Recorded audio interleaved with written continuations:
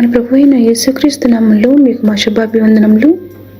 ఈరోజు దేవుని వాగ్దానము, సదాకాలము యెహోవా యందు నా గురి నిలుపుచున్నాను. ఆయన నా కుడి పార్శ్వమందు ఉన్నాడు గనుక నేను కదల్చబడను.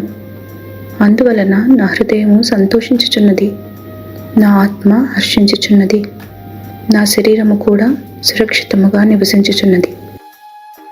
కీర్తనలు 16:8-9 I keep my eyes always on the Lord. With him at my right hand, I will not be shaken. Therefore, my heart is glad and my tongue rejoices. My body also will rest secure. Psalm 16:8-9. ప్రార్థన. ప్రేమగల తండ్రి, ఈ దిన వాగ్దానముకై వందనాలు.